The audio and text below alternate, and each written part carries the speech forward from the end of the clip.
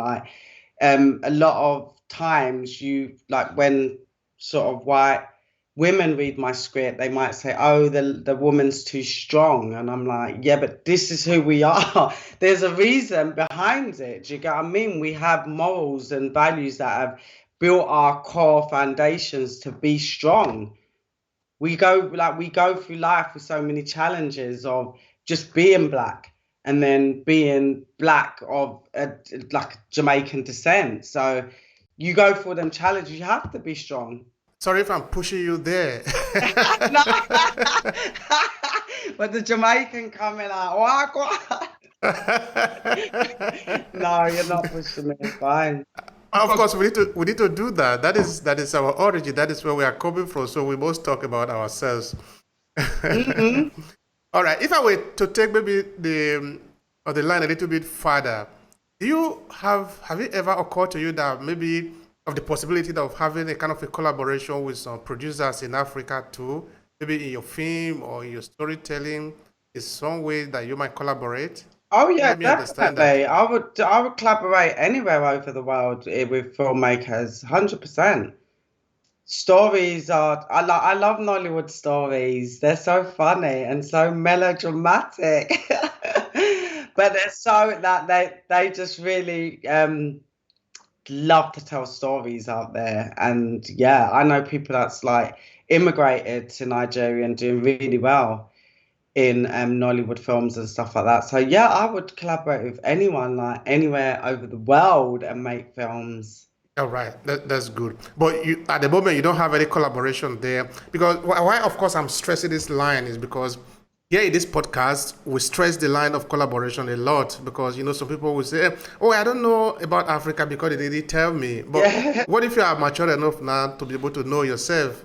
Africa is not in another planet; it's here. Go and find out if you want to.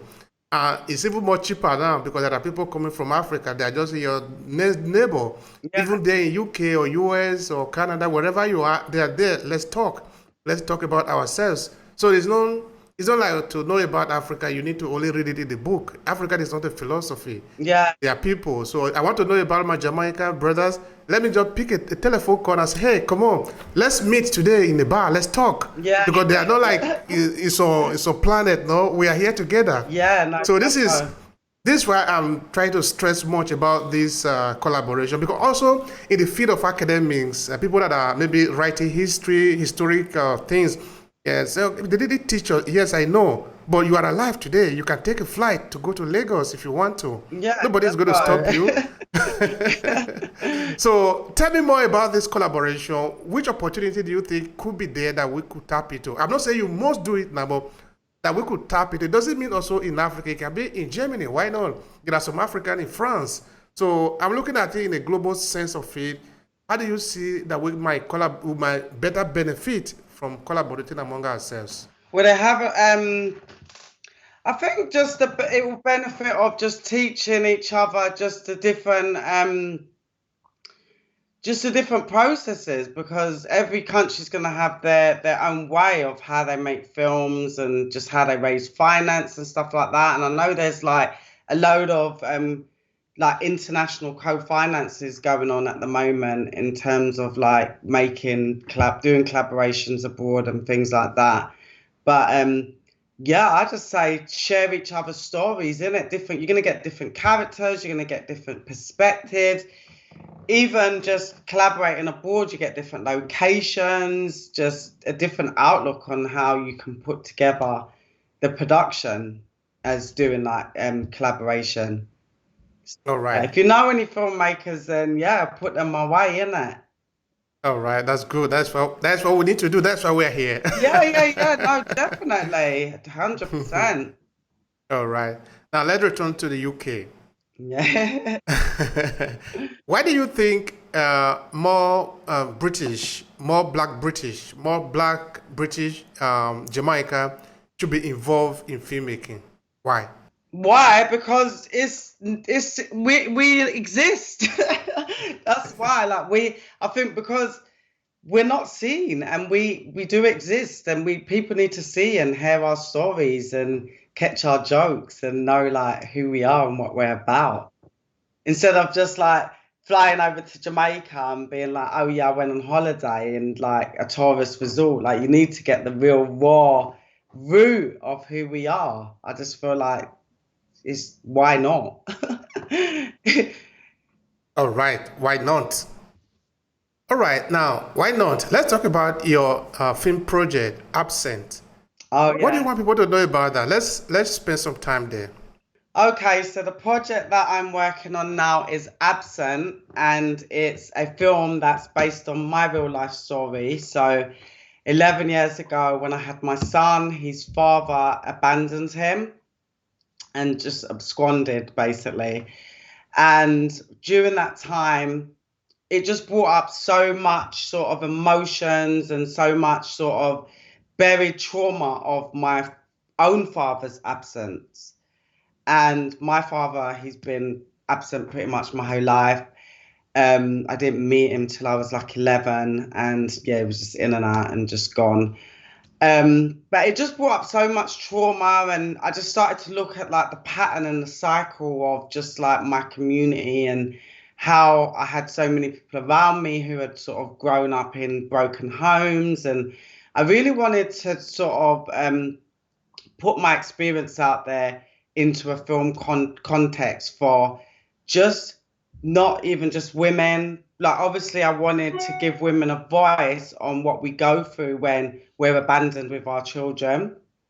And initially, it was sort of like a film where I wanted to not only highlight the issue, but highlight sort of the injustice of not being able to do anything about it. Because around the time when I was abandoned with my son, I wanted to like, I was calling up solicitors and I was like, this man's just run off. And I was like, yeah, but we can't force him to be a dad. And I found that really alarming. I was like, wow, so you can just have a child and they can just run off.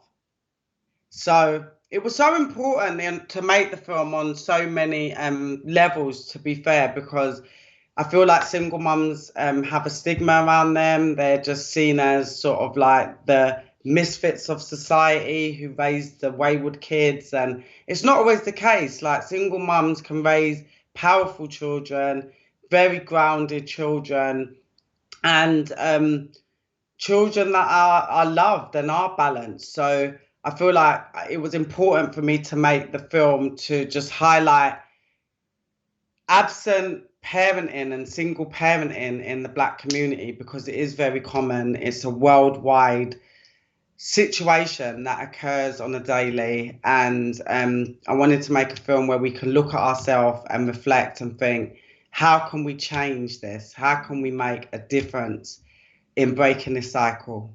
All right, that's a very important. I can see that that project is going places. That is a Yeah. very important conversation.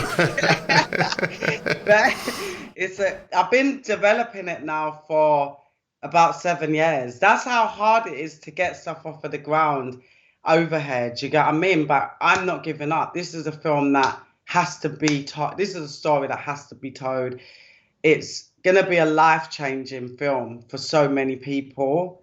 Like it is gonna, I feel like it's gonna change so much. When are people expected to see it? So the film will be out next year, 2023. So I'm Wow. making it this year. About this film and about the topic of it, because I just said that it's a very important conversation. Yeah. The absent, men disappearing. But why? Why are men disappearing? I think there's many different reasons, and this is what I sort of depict and portray in the film, because it's not just one-sided. It's not just like a lot of the time when you talk about absent fathers, because I do like have a lot of debates online about it. Men tend to always come at me and be like, "Oh, but you get parental alienation," and yeah, that is also another instance of how fathers are absent, and I don't dismiss that at all. But the type of absent father that I'm talking about is the one that just absconds. They've got the financial resources, they've got the ability to raise their kids, but they just do not want to. And the reason why I feel like a lot of men can become absent, because there's nothing to stop them. There's no law to say that you can't. And it's so frequent. Like even a lot of males might have like their friends who are absent or their father was absent. So they don't see anything wrong with it. They feel like, oh, well, I'm all right, or it doesn't really matter. And the way society looks at it, they're not chastised enough. So they get away with it. You've got so many celebrities that are absent fathers publicly, and there's no sort of reprimand for them. It's just seen as the norm because it's so common.